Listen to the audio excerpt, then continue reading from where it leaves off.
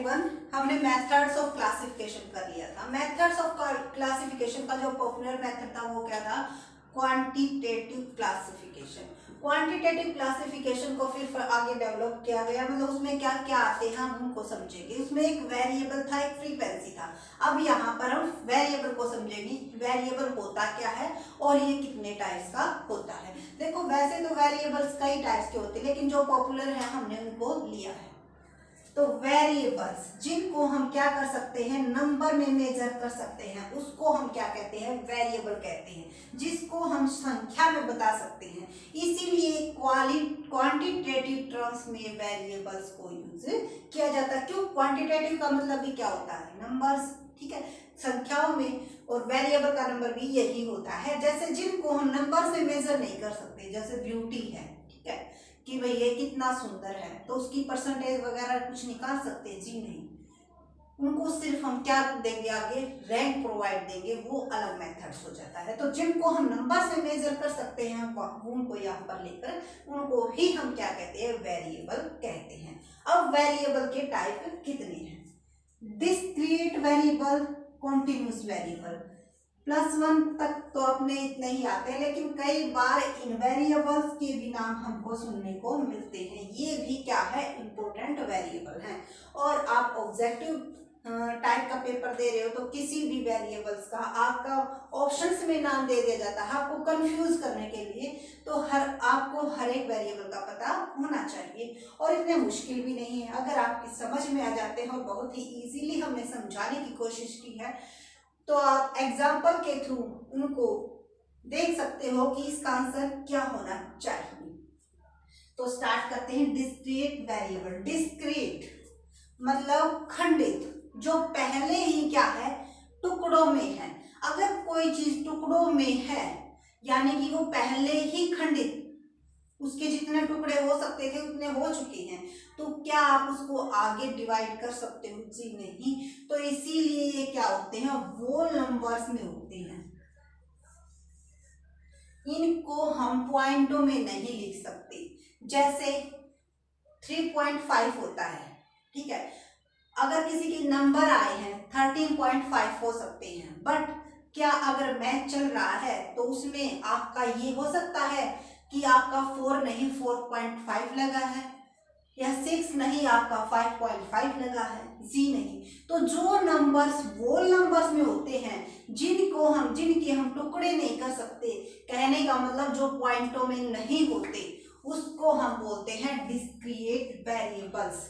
जैसे मैच के हमारे स्कोर 1 होंगे, 2 होंगे, 3 होंगे, 4 होंगे या 5 होंगे, बट कभी भी 1.5, 2.5 या 2.8 इस तरह से पॉइंटों में कभी भी नहीं होंगे। Continuous variable. कॉन्टिन्यूस वेरिएबल इसका अपोजिट होता है, जो कि पॉइंटों में हो सकता है। जैसे हमारा वेट,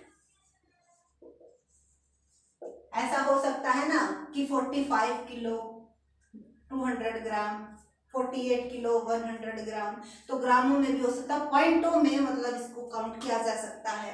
हाइट है 5 foot 2 inch, 5 foot 3 inch, 5 foot 4 inch, तो ये क्या है? इसको हम पॉइंटों में, स्कोर है आपके, किसी के 18.5 आए 20 में से, किसी के 17.5 आए, तो ये क्या पॉइंटों में आ सकते हैं। इनके भी एग्जाम्पल पूछे जाते हैं कि स्कोर डिस्क्रीट वेरिएबल है या कॉन्टिन्यूस वेरिएबल है। तो आपको ये ध्यान में रखना है, अगर उसको पॉइंटों में, यानी कि उसके पॉइंटों में हम उसको मेजर कर सकते हैं, तो वो हमारा कॉन्टिन्यूस वेरिएबल है। और अगर उसके टुकड़े नहीं कर सकते, उसको पॉइंटों में नहीं निकाल सकते, तो वो हमारा कौन सा वेरिएबल है? Discrete variable. उसके बाद है इंडिपेंडेंट वेरिएबल।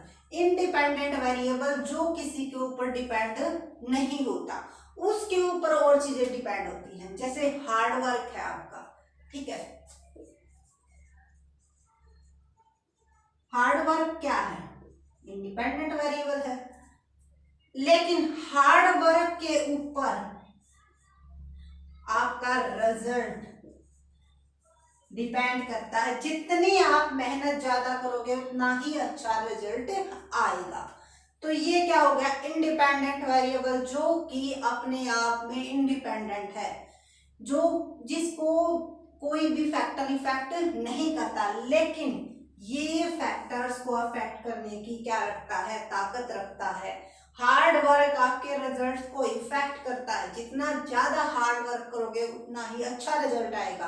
टाइम ज्यादा लग सकता है, किसी का जल्दी रिजल्ट आ जाता है, किसी का लेट आता है, बट हार्ड वर्क किसके ऊपर डिपेंड, हार्ड वर्क क्या है, इंडिपेंडेंट है, और हार्ड वर्क के ऊपर ही हमारा क्या डिपेंड करता है, रिजल्ट्स डिपेंड करता है। तो इसीलिए कहते हैं कि हार्ड वर्क करते रहना चाहिए। कभी भी आप अपनी पढ़ाई को ये मत सोच के छोड़ना कि ये टेस्ट नहीं हुआ तो आगे भी नहीं होंगे, जी नहीं। प्रैक्टिस मेक्स मैन परफेक्ट, जितनी ज्यादा प्रैक्टिस करोगे उतना ही आप उस चीज में क्या बन जाओगे, परफेक्ट बन जाओगे। उसके बाद है इंटरवीनिंग वेरिएबल, जो इन दोनों वेरिएबल के बीच में आ जाते हैं उसको बोलते हैं इंटर वेरिएबल, इंटरवीनिंग वेरिएबल, हस्तक्षेप चर, यानी कि जो बिना बुलाए मेहमान के बीच में क्या है, आ जाते हैं। जैसे कि टाइम है, टाइम किसी का कम लग जाता है, किसी का ज्यादा। अगर आप ज्यादा हार्ड और ज्यादा समय के लिए कर सकते हो तो ज्यादा रिजल्ट आएगा। तो वो एग्जाम्पल के बेस पर डिपेंड करता है कि इसमें कौन सा इंटरवीनिंग वेरिएबल है, कौन सा इंडिपेंडेंट वेरिएबल है, कौन सा डिपेंडेंट वेरिएबल है। वो आपकी जैसे डिमांड है, ठीक है, डिमांड आपकी क्या होगी, डिमांड आपकी इंडिपेंडेंट वेरिएबल है, और उसके ऊपर डिपेंड क्या करती है, इन्फ्लेशन, महंगाई।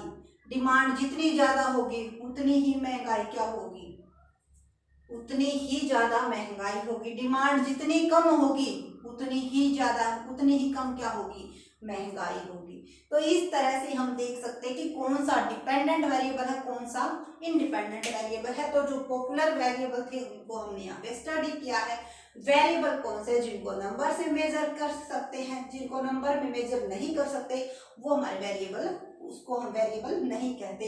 फिर वेरिएबल के टाइप, डिस्क्रीट वेरिएबल जो होल नंबर्स में होते हैं, कॉन्टिन्यूस वेरिएबल जो पॉइंटों में आ सकते हैं, इंडिपेंडेंट वेरिएबल जो किसी के ऊपर डिपेंड नहीं होते, डिपेंडेंट वेरिएबल जो इंडिपेंडेंट वेरिएबल के ऊपर डिपेंडेंट होते हैं, इंटरवीनिंग वेरिएबल जो इन दोनों के बीच में लिंक का काम करते हैं। So thank you for watching this video and please subscribe my channels. मिलते हैं नेक्स्ट वीडियो में, और अगर हमारी वीडियो पसंद आई हो तो लाइक, शेयर एंड सब्सक्राइब करना मत भूलिएगा। Thank you.